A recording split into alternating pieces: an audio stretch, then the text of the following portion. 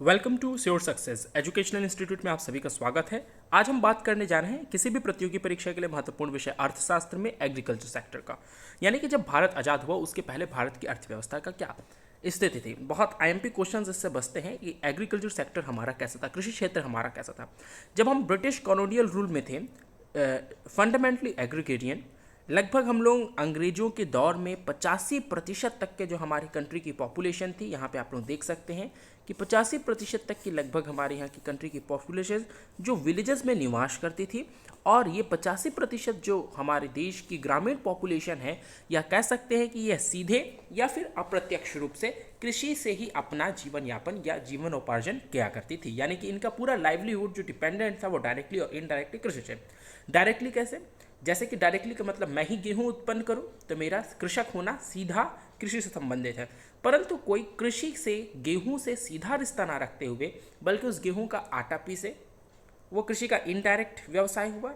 उस गेहूं से कुछ बना करके बेचे, पूड़ी तल करके बेचे होटल में, या फिर उस गेहूं से मैदा बनाए और फिर मैदे के समोसे बना करके बेचे, या फिर लेस कुरकुरे की आज की फैक्ट्रीज, या पतंजलि भी जो आज एक फूड इंडस्ट्री या फूड हब बन करके उभरा है। ये सभी जो फूड से रिलेटेड कारोबार करते हैं वो सभी डायरेक्टली और इनडायरेक्टली कृषि क्षेत्र से जुड़े हुए हैं। तो कृषि क्षेत्र से हमारा देश की, ये कहना चाह रहा है कि जो हमारे देश की अंग्रेजों के शासनकाल में, ये रेशियो याद रखिएगा, परसेंटेज कितनी प्रतिशत जनसंख्या कृषि पर निर्भर थी, तो 85% जनसंख्या कृषि पर प्रत्यक्ष अप्रत्यक्ष रूप से निर्भर थी। कैसी थी ये जनसंख्या? ग्रामीण इलाकों पे निवास करती थी। देखिए, एक समय हुआ था जब फ्रेंच ट्रैवलर बर्नीरियर भारत आए थे। ये बर्नीरियर ने बहुत खास बात बोली थी। देखिए, उस वक्त के भारत की एक चित्र उस वक्त की प्रदर्शित करने की कोशिश की गई है कि ब्रिटिश काल में भी हमारे यहाँ कृषि कितनी उन्नत थी। इसका एक पैमाना दिखाया कि देखिए किसान किस प्रकार से खेती कर रहे हैं और इसके लिए वो बैल और एक वैज्ञानिक उस वक्त में जो हो सकता था पद्धति अपनाने की कोशिश कर रहे हैं। बर्नियर साहब का कहना था कि जब वो भारत भ्रमण किए तो उन्हें भारत इजिप्ट से भी ज़्यादा खुशहाल और संपन्न देश नज़र आया। उनका यह कहना था कि यहाँ पे wheats, vegetables, grains, fowls, ducks, ghees सब कुछ बहुत ज़्यादा पैमाने पे मौजूद हैं। यहाँ पे बहुत ज़्यादा शीप्स हैं, गोट्स हैं, पिग्स हैं एंड बहुत सारी वैरायटी की फिशेज हैं। मतलब कि ऐसा उन्नत और इतनी उन्नत कृषि कहीं की उन्होंने नहीं देखी जहाँ पे इतने सारे उत्पाद होते हों। वीट, राइस, शुगर, बटर सब कुछ इस देश में हो जाता है। बहुत सारे मात्रा में तरह तरह के कॉटन्स हमारे यहाँ उगते हैं और उनके व्यवसाय करना भी हम जानते हैं। यानी कि कृषि में पूरी तरह से उन्नत। तो बर्नियर ने क्या किया कि the knowledge I have acquired of Bengal in 2 visits. देखिए, यहाँ से मैं लाइन को पढ़ रहा हूँ, ध्यान से देखेंगे आप लोग। The knowledge I have acquired of Bengal in 2 visits inclines me to believe that it is richer than Egypt। पहली लाइन इनकी बड़ी प्रभावी है। इसको आप अपने मेंस आंसर राइटिंग में इंक्लूड कर सकते हैं कि जब मैंने अपने भारत के 2 दौरे किए तो मुझे मालूम चला कि भारत जो है वो इजिप्ट से भी बहुत ज़्यादा विकसित है, बहुत ज़्यादा उन्नत है। क्योंकि यहाँ पे एबंडेंस ऑफ कॉटन्स हैं, सिल्क्स हैं, राइस हैं, शुगर हैं, बटर है। यहाँ पे खूब ज़्यादा कंजप्शन होता है वीट का, वेजिटेबल्स का, ग्रेन्स का, फॉल्स का, डक्स का, घीस का। यहाँ पे पिग्स हैं, फोक्स ऑफ सिप्स हैं, गोट्स हैं। मतलब कि थोड़े बहुत नहीं, बहुत वेराइटीज़ हैं इनकी। और फिशेज़ ऑफ एवरी काइंड, हर तरह की फिशेज़ हैं। क्योंकि समुद्र, ये बंगाल गए हैं ना, बंगाल समुद्र और नदी, गंगा भी है वहाँ पे और समुद्र भी है, तो दोनों के मेल पे हैं। वहाँ पे वैराइटीज़ तो मिलनी ही है। इसके बाद में बात करते हैं अपन, ये एक लाइन बहुत आईएमपी है जो उस वक्त के विकसित भारत को प्रदर्शित करती है। फ्रॉम राजमहल, जो राजमहल होते थे, to the sea in the endless number of canal. राजमहल से लेकर के समुद्र तक के अनंत अनंत कैनल्स हैं, यानी कि अनंत अनंत नहरें बनी हुई हैं। ये उस वक्त नेविगेशन और इरिगेशन में इस्तेमाल करी जाती थी। ये दिखाता है, इसको आप लोगों को नोट करने के लिए एनसीईआरटी कह रही है कि take a note of agriculture prosperity in our country, कि हमारी एग्रीकल्चर कितनी उन्नत थी, सिर्फ 200 वर्षों में कहाँ पहुँच गई। आगे बढ़ते हैं। अगला कहता है एग्रीकल्चर प्रोडक्टिविटी बिकम लो थॉ। हमारे यहाँ एग्रीकल्चर प्रोडक्टिविटी लो होने लगी, यूजुअली ख़त्म की स्थिति पे आ गई। क्योंकि इसके पीछे कई कारण थे। The various system of land settlement were introduced by the colonial government। जो उस वक्त की कॉलोनियल गवर्नमेंट थी, अंग्रेजों की सरकार थी, उसने बहुत सारे लैंड सेटलमेंट करे। अब देखिए, वो जैसे जैसे कब्जा कर रहे थे तो क्या हो रहा था कि वो राजा महाराजाओं पर टैक्स देने के लिए दबाव बनाते थे, क्योंकि उनको अपनी आर्मी मजबूत रखनी थी, भारत पर रहना तो था उनको। और दूसरी महत्वपूर्ण बात थी, उनको ब्रिटेन भी अपने सामान भेजने थे, ब्रिटेन भी भेजते थे बहुत कुछ, उनको अपनी इंडस्ट्रीज भी इस्टेब्लिश करती थी, अपना दबाव भी बना करके रखना था। इसी वजह से उन्होंने जमींदारी सिस्टम एनरोल किया। खास बात यह है, जमींदारी सिस्टम की मैं जो एनसीईआरटी में अभी नहीं लिखी हुई है, मैं बताना चाहूँगा कि मुगल के समय में भी जमींदारी सिस्टम था, तो मुगलों के समय में ही गया था। पर उस काल में और इस काल में मेन अंतर यह था कि मुगल लोग के समय में जो जमींदार हुआ करते थे, उन्हें सिर्फ एक मीडिएटर, एक माध्यम रखा गया था। जैसे कि मैं जमींदार हूँ तो मेरे मालिक मुगल हैं, मुगल मुझसे बोलेंगे कि आप 1 एकड़ जमीन के पीछे में 500 रुपये लेकर के आइए। मैं आऊँगा, किसान से बोलूँगा कि भाई तुम्हारी 5 एकड़ ज़मीन है, 1 एकड़ का 500 रेट है, क्योंकि तुम्हारी 5 एकड़ है, तुम 500 इंटू 5 कर दीजिए और मुझे 2500 रुपये दे दीजिए। ये आपका टैक्स बनता है। मैं उससे 2500 लेकर के मुगल तक पहुंचा दूंगा। उसके बदले में इसी 2500 से मुझे हो सकता है 500 रुपये मुझे दे दिया जाए खुशी में, 2000 वो रख ले। लेकिन ये एक सिर्फ मेरा माध्यम था कि मुझे वहाँ से पैसा उठाना है और दूसरे माध्यम तक पहुँचा देना है, यानी कि जस्ट लाइक एक पैसे वाला पोस्टमैन, थोड़ा पावर के साथ। इससे ज़्यादा हमारा ज़मींदारी का कोई रोल नहीं था। पर जब ब्रिटिश आए और ब्रिटिशर्स ने एनेक्स किया, तो जैसा कि हम देख रहे हैं कि बहुत सारे लैंड सेटलमेंट उस वक्त हुए कॉलोनियल रूल में, तो ज़मींदारी सिस्टम जो है इसको इस प्रकार से स्ट्रॉन्ग किया गया बंगाल प्रेसिडेंसीज के दौरान, फिर पूरे भारत में, कि India present day eastern states the profit accruing out of the agriculture share went to the zamindar instead of cultivators. जो प्रॉफिट होता था वो जमींदार को चले जाता था, और जमींदारों को ब्रिटिश काल में जमीन का ऑनर बना दिया गया था। ये सबसे बड़ी मिस्टेक थी, बहुत बड़ा चीज़ किया गया था कि अब जमीन के ऑनर वो किसान नहीं होते थे, जमीन का ऑनर था जमींदार। ये बहुत बड़ा डिसीजन था।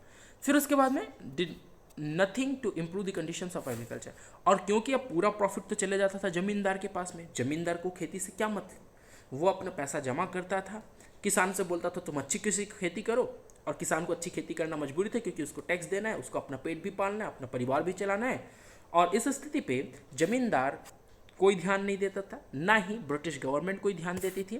तो the colonial government did nothing to improve the conditions of agriculture. उस वक्त की कृषि को उन्नत करने के लिए कोई भी काम उस वक्त की सरकार नहीं करती थी।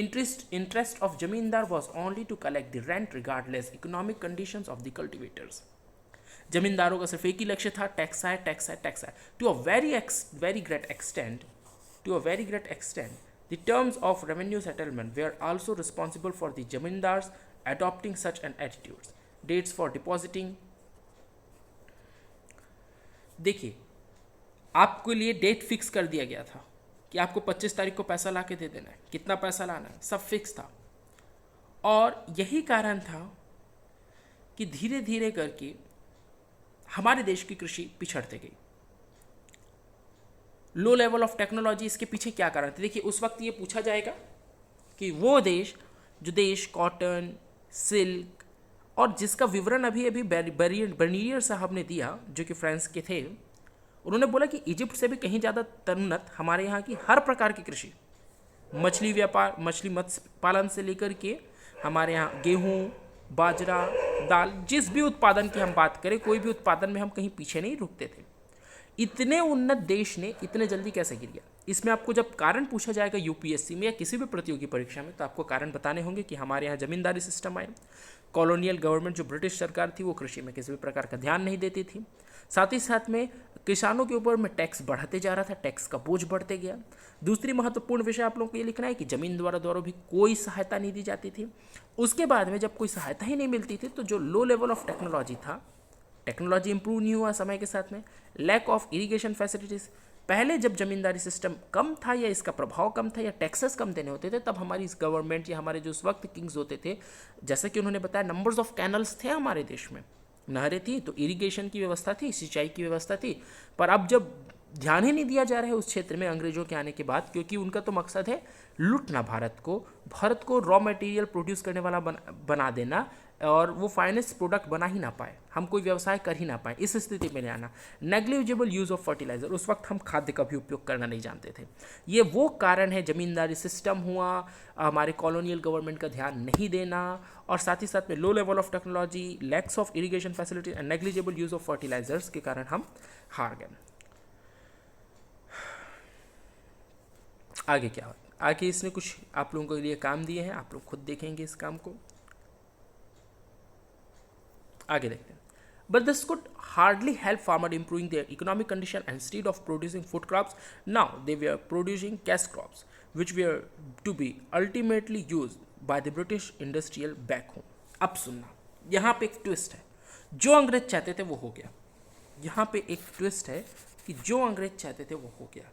अंग्रेज ये चाहते थे कि भारतीयों के ऊपर में कृषि करने के लिए इतना बोझ आ जाए कि वो कृषि करने से पीछे हटे। आप किसकी कृषि करेंगे? अगर मान लीजिए भारत में आलू बहुत पसंद किया जाता है, मान लीजिए आलू बहुत पसंद किया जाता है और आलू की मांग आपके क्षेत्र में 500 किलो की है, 500 किलो आलू उग जाता है, और आलू के उत्पाद करने वाले हैं ठीक, पर टमाटर सिर्फ 5 किलो उठता है, अन्य भाजी सब्जी भी सिर्फ 5 किलो उठती है, और उसके उत्पाद करने वाले तो भरपूर हैं, पर उठती सिर्फ 5 किलो है। हुआ क्या, उनकी रेट भी ज़्यादा है, और ब्रिटिशर्स इसके लिए मनमाने रेट दे देते हैं। ब्रिटिशर्स को चाहिए थे जो वस्तुएं, उन्हें किस तरह की वस्तुएं चाहिए थी? चाय पत्ती, मसाले, उनके लिए कॉटन, सिल्क, उनको और भी कुछ पदार्थ चाहिए थे। वो सभी पदार्थ जो अंग्रेजों की आवश्यकताएं थी, वो आवश्यकताएं अब अंग्रेजों के लिए पूर्ति के लिए भारत तैयार हो गया, और अंग्रेजों की रणनीति के तहत। कैसे? क्योंकि अंग्रेजों ने भारतीय कृषि को पूरी तरह नष्ट कर दिया, उत्पाद उतना है नहीं, अब मांगे भी नहीं है बाजार में उतनी उन चीज़ों की, क्योंकि व्यवसाय तो खत्म हो चुका है।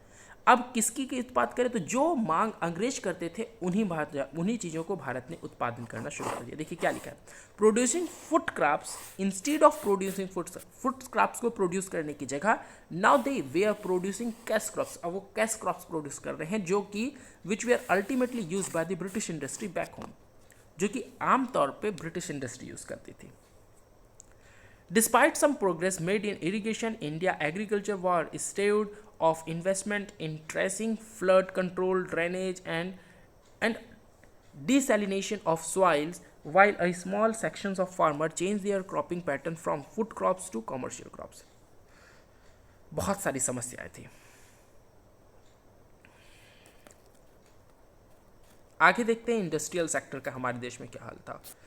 इंडस्ट्रियल सेक्टर शुरू करूं उसके पहले मैं बोल दूं कि अगर आप लोग UPSC, SSC, railway, banking, CGPSC या किसी भी राज्य पीएससी की तैयारी कर रहे हैं, Indian history, Indian geography, economy, राज्य की अपनी अर्थव्यवस्थाएं और करंट अफेयर्स, मैथ्स और रीजनिंग एसएससी, रेलवे, बैंकिंग या किसी भी अन्य एग्जामिनेशंस के लिए बहुत ज़रूरी होता है। क्या आपको लगता है कि सिर्फ 1 घंटे का लेक्चर काफ़ी होगा ये पूरे सिलेबस को कंप्लीट करने के लिए, जो समुद्र के समान है? नहीं। हमारे साथ में जोड़ करके आप कॉन्टैक्ट नंबर 8602215644 पे संपर्क कर सकते हैं और ऑनलाइन कोचिंग प्राप्त कर सकते हैं। हमारे यहाँ ऑनलाइन कोचिंग की जो प्रक्रिया है वो गूगल मीट के माध्यम से है। आपको समस्त विषयों की पर्टिकुलर अलग अलग कक्षाएं दी जाएंगी और हम ये वादा करते हैं कि आपको 6 महीने में कुछ ना कुछ बनाकर दिखाएंगे। Thank you all of you. अगली सीरीज इंडस्ट्रियल की होगी।